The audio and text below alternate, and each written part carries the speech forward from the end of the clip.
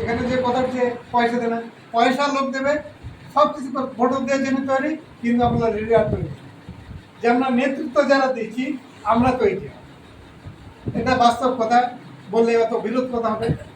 এটা এই আমি আপনার বললেন আসে না আসে না, আমি আমার আজকে আসলাম, আমার এই সাইডটা কিন্তু নেই, কথাটা বলছি, আমার দেখতে যাচ্ছে, আমার ডান দিক নেই, স্ট্রিট ডলার র্যাক পা দিয়ে হাঁটতে পারে না, সাথীকে বাইকে নিয়ে এসে ধরে নিয়ে আসতে। আমি 2004 সালে তো আমাকে গুলি করেছিল, আপনারা জানেন, অনেকে জানেন, বাড়ি বোম মেরেছিল, আমি 10 বছর বাড়ি ছাড়া দেখেছি। আমি তো সেই পার্টি থেকে বাদ ধরতে পারিনি, যেতে পারিনি কোথাও, 11 বছর বসেছিলাম, আমি পার্টি থেকে যেতে পারিনি।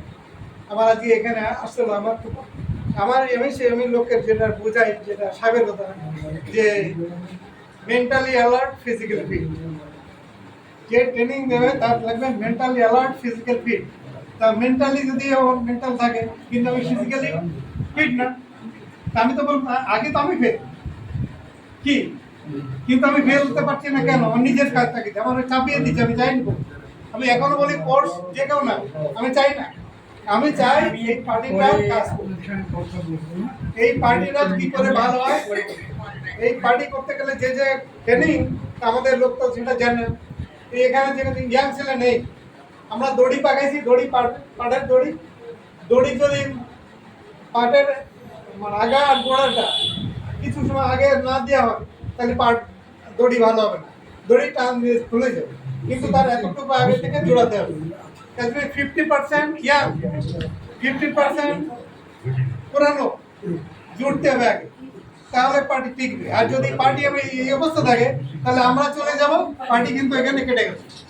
জেনারেশন গ্যাপ, খালি জেনারেশন গ্যাপ, এত হলে আমাদের পার্টির সাহেব চাইছিল থাকবে না।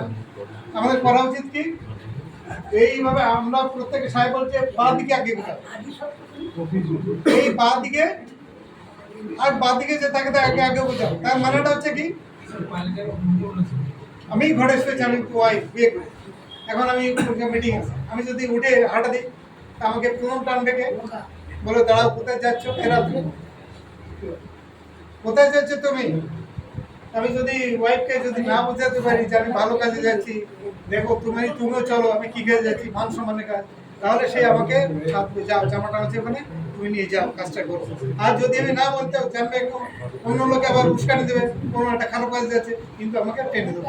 প্রথম কথা আমার বাদিয়ে, তাহলে সেটাকে আমাকে বুঝাতে হবে, আমার পরিবারকে বুঝাতে হবে, ভাইকে বুঝাতে হবে, আমার কথা কে শুনবে। যারা আমি ভালোবাসি তাদের যদি বুঝাতে পারি, তাহলে এইভাবে আস্তে আস্তে সার্কেল বাড়বে।